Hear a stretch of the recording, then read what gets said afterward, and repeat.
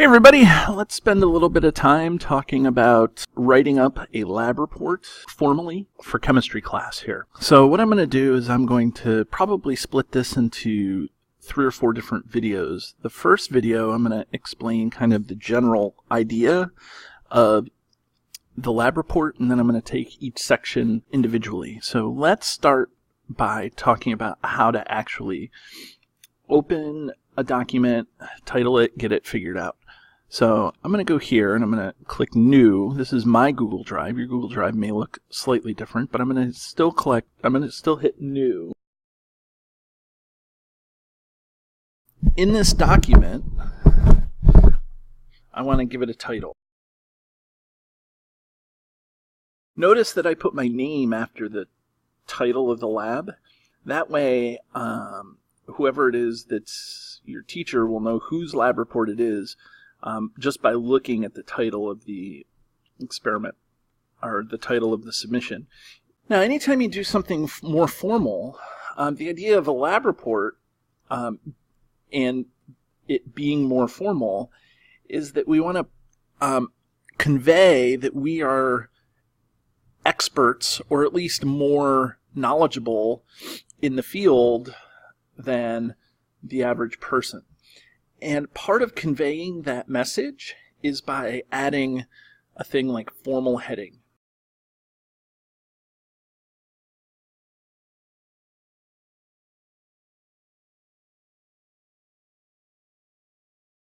Now that I've done that, another setting that helps you to convey that you're taking this seriously and it's more formal is going to be by making your document double-spaced. And so that just gives the appearance that you take this seriously, and most things that are turned in formally are asked to be double-spaced. From a teacher point of view, it gives less things on a page so that if comments take up too much space on the side, it's not jammed packed with comments. But part of setting it up this way is to make sure that you actually give the appearance, whether you are or not, give the appearance that you want this to look good. Okay, and so I use the MLA format here for this. You may have learned about that in your English class. That's cool. You want to use that format there with your name, teacher name.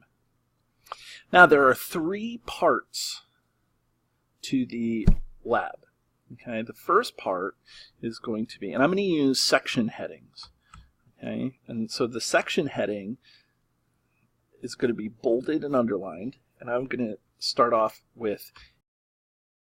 Then, after the introduction, and after I write that, then I am going to include a methods section.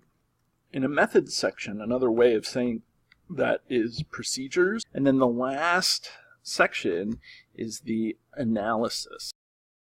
The analysis is a fancy way of saying the conclusion.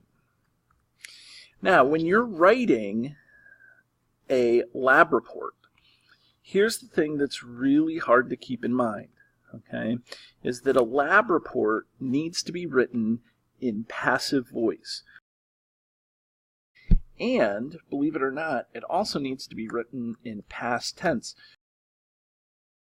So make sure that you do that, okay? So this is a comment making sure that I know that you can see that every time you write this, it should be done in passive voice. More on passive voice as we write each individual section. So lastly, the introduction, you should already kind of know before you get into the lab. Okay, the introduction, very briefly, is going to include like what you're trying to do, how you're going to do it, maybe what you expect to get or what you did get already, what you got. And so you should know all of this kind of before you've gotten into the lab. And then the procedures is what you did in the lab. So this should also be done as well. I think that your methods section should be done just by doing the lab as well. And it's not until you get to the analysis that this is kind of the This should be written and finished after the lab. So this is really, the analysis is really the only part of the lab that you need to spend time thinking about and constructing well. And to be honest, is probably the most important part of any write-up.